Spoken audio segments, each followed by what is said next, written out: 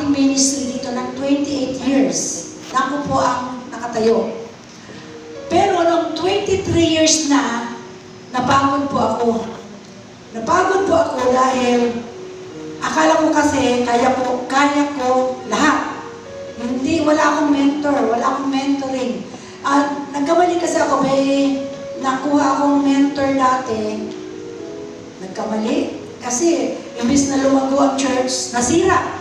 So natakot na ako, ayaw ko na magpa-under ng kahit kanino, sabi ko ganyan. Eh dumating yung punto na ika-23rd na ng Zeal Church, hindi pa yun ang pangalan dati, napagod na talaga ako, ayaw ko na, Lord, ayaw ko na, suko na talaga ako. So pumunta ako ng Korea para mag-English teacher na lang ako. Kasi sabi ng mga anak ko, mag-ano na lang ako, magiging full-time mother para maalagaan ko sila. Kasi alagaan ko daw ang maraming tao, tapos napapagod naman ako. So yun ang pakay ko sa Korea.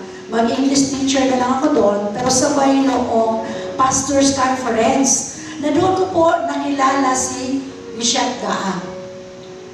Na habang kami ay, tapos na yung seminar, habang kami ay binigyan ng bonus na mamasyal. Nakita ko nakaupo siya sa bus, siya naman isa. Sabi ko, nag-iisa naman itong kawawa naman ito, walang kausap. Nadaldal po ako Kaya dinaldal ko siya, kinausap ko siya. Napakilala ako. Nung nalaman ko na pastor siya, sabi ko, naku, yun ang pangarap ko sa anak kong panganay, magiging pastor. Buti pa kayo, pastor kayo. Hanggang sa, yun na nga, nagkapalitan na kami ng problema. At that time, may problema ang school dito noon. Hinahanap pala nila ako, narinig na nila ang pangalan ko, pero hindi kami nakita dito sa Pilipinas for 23 years. Doon po talaga kami sa Korea nagkita. Taga dito lang kami, Dito yung Patnubay, nandoon yung Antipolo Hills, pero hindi talaga kami nagkita. Kilala ko yung pangalan niya, kilala niya ang pangalan ko. So, imagine mo yung Lord, doon talaga kami nakita sa Korea. And then, sabi niya, ay, ikaw pala yung si Ma'am Bignay, kasi dito yung eskwela namin. Sabi ko, yung problema ko talaga, pastor, kasi yung anak ko, hindi ko na kaya, hindi ko na talaga kaya. Yung parang susuko na talaga ako. Yun na nga, sabi niya, yung ministry ay hindi atin.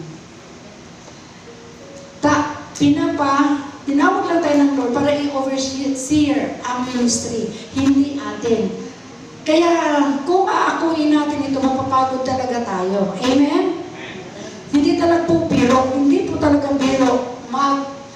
Buti kung mag-preach ka na, mag-alaga ka nga ng tupa. Marami na alaga ng tupa. So, sabi, kaya napapagod pala ang pastor o ang magkagawa. Kasi minsan inako na natin na atin yung ministry. Amen? Dapat pala, kaya hindi ko makalimutan kay Bishop Pong, na sabi niya, hindi ito atin. Sa Lord ito.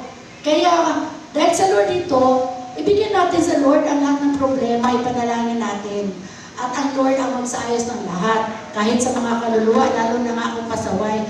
Ang mahirap kasi, buti lang sa anak akong pasaway, yung ibang, yung anak ko mismo. Anak ko mismo doon ako. Pero rin ng Panginoon, ngayon ang anak ko napakainit na sa Panginoon. Rin ng Panginoon talaga, grabe. Siya ngayon ang ginamit ng Lord para maayos naman yung mga dapat tayo siguro noon. Siya naman yung gagamitin para susuko na ako talaga. Ayaw ko na talaga. Kasi dumating yung point na pati church, pati school, gusto niya masabi na. Ganun siya nagalit sa akin. Pero noong nagpatuloy talaga ako doon sa paggabay ni Bishop Bungaan. So, yun ang tinatawag na mentoring and fathering. Kasi dati po, mahirap akong turuan. Mahirap akong sumunod. Dahil sabi ko akala ko sarili ko, alam ko na lahat, kaya ko. Pero kailangan pala mapagod tayo para kailanganin natin ang Diyos at kailanganin natin ang Father in faith. Amen? Tsaka mentoring. So, very timely talaga yung timely. Yung problema na yun, na pinakilala sa akin ng Lord, si Bishop Gaa, para siya mag-mentor sa akin. Sabi ko nga hindi talaga galing sa Lord, hindi ako susunod dahil mas bata siya sa akin 20 years ang gap namin. Senior na po ako, siya halos kaedad lang ng anak kong panganay. Sabi ko, bakit ako susunod? Pero dahil ang Lord ang nagbigay sa akin sa Kanya para i-mentor ako, so tanggap ko. Amen? At doon ko nakita yung kababaan ng loob. Kasi ako, may pagkamatapang ako, siya naman napaka-cool.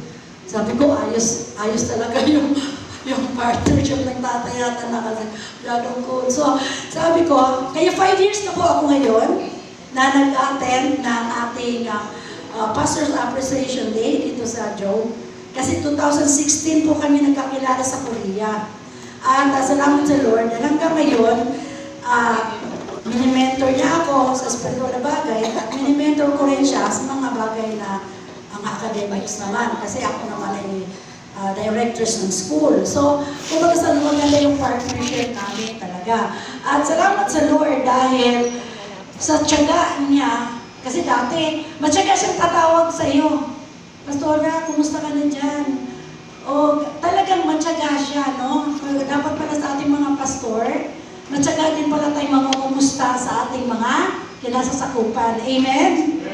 Kasi, yung palang kinasakupan natin, grabe na pala ang dinadanas niya.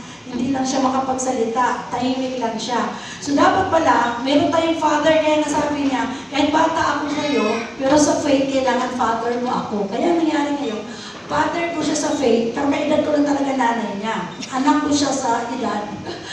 Father ko siya sa faith, kasi siyempre mas mahalalim siya sa faith. Palakpakan natin ng Lord, no? Eh, di siya ba? So salamat din dahil sa pagtsatsaga niya na i-mentor ako at ngayon, salamat dahil lumalago na po yung nabuhay po ulit. Kasi sabi niya, ito pala yung sinabi niya na tinandaan ko rin. Sabi niya, sige Pastora, pag isara mo yung ministry mo, mananagot ka sa Lord at hindi naman talaga sa iyo yan sa Panginoon yan. Amen? So, ano pala?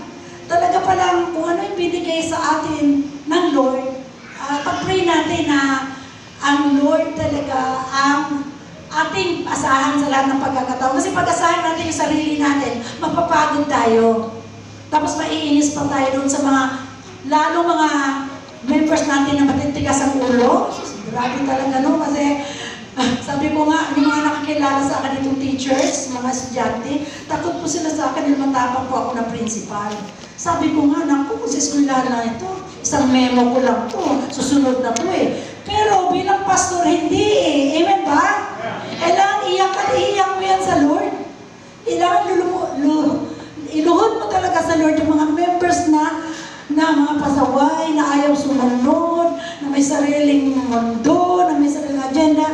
Ang hirap po. Pero dapat pala natin unawain dahil bago tayo nagiging pastor, ganon din tayo dati. Amen? Ang iba sa atin. Ang iba sa atin. So salamat sa Panginoon. Kaya hindi talaga mabubuhay ang church na nag-iisa ka. Amen po? Kailangan po merong nag-mentor sa iyo kasi no one is an island. Hindi, maliligaw ka po pag solo. At saka, mahirap po ang church na nag-iisa ka na wala kang ka-fellowship na other churches. Lalo na kung walang nag-mentor sa iyo o walang gumagaway sa iyo, mahihirapan tayo, maliligaw tayo ng daan. So, malaki po ang natutunan ko. Before, wala akong mentor, na mas mahabang taon wala akong mentor. Kaysa ngayon, 5 years pa lang kami magkasama ng Bishop Gaag. Pero ang dami ko pong natutunan at ang daming naayos doon sa church. So, salamat po dahil ngayon yung anak ko na dahilan na gusto ko nang sumuko, siya po ang dahilan ngayon na kailangan ang init-init niya sa paglilingkod sa Panginoon. Grabe talaga yung niya sa church. Ikinakaro siya ng kung anong gagawin. At marunong na rin ako makinig sa aking mga anak natin. Kasi daw makikinig sa mga anak ko lang kayo eh. Di ba? Pero ngayon, ginagamit sila sa church, kailangan pala mga pastor nakikinig din doon sa kanyang mga sinasasakupan, lalo na kung mga leaders din sa church. Nandito po yung mga leaders namin sa church, kasama ko po sa ganitong kumanta, at meron pa po iba na hindi nakasama. So, ibig sabihin, masaya po ako na belong dito sa mentorship ni Bishop Baltasar na purihin ang Panginoon.